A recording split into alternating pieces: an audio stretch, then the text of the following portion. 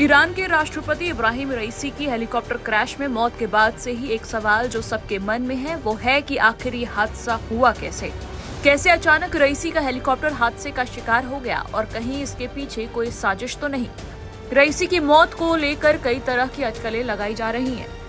उनकी मौत के पीछे कोई इजराइल की साजिश बता रहा है तो कोई उनकी मौत के लिए अमेरिका को जिम्मेदार ठहरा रहा है। फिलहाल इन सभी सवालों का जवाब मिलना बाकी है।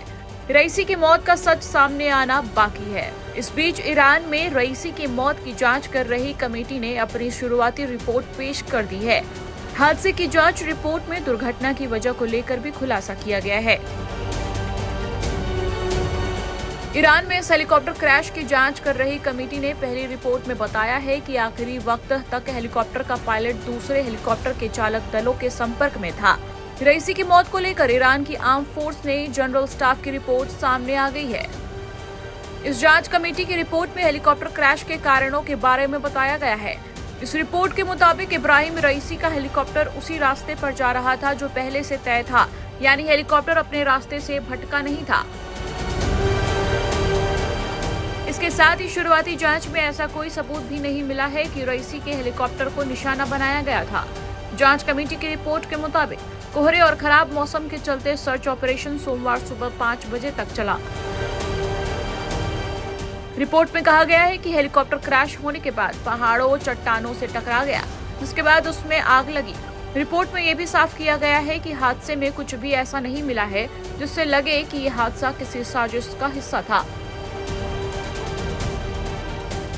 हालांकि इसके साथ ही रिपोर्ट में यह भी कहा गया है कि इस जांच की फाइनल रिपोर्ट देने में थोड़ा और समय लगेगा। इस बीच अभी भी इस हादसे की असली वजह तक पहुंचने की कोशिश की जा रही है। बीते दिनों ईरानी राष्ट्रपति के chief of staff Ghulam Hussain Ismaili ने एक टीवी इंटरव्यू में हादसे को लेकर सनसनीखेज खुलासे किए थे। उन्होंने बताया है कि आखिर ईरानी राष्ट्रपति का हेलीकॉप्टर हादसा कैसे हुआ और उस वक्त आखिर क्या हुआ था।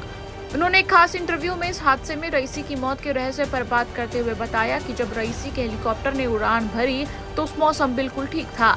उनके साथ 2 हेलीकॉप्टर और उड़ रहे थे, लेकिन उड़ान के 45 मिनट बाद सामने घना कोहरा आ गया और इस बीच रईसी के चॉपर से बाकी 2 चॉपर्स का कनेक्शन टूट गया और वो गायब हो गए। ऐसे में सवाल अभी भी वही है कि आखिर ये हादसा कैसे हुआ और जांच रिपोर्ट से लग रहा है कि जल्द ही इस हादसे का पूरा राज खुलने वाला है। टाइम्स नाउ भारत डिजिटल की रिपोर्ट।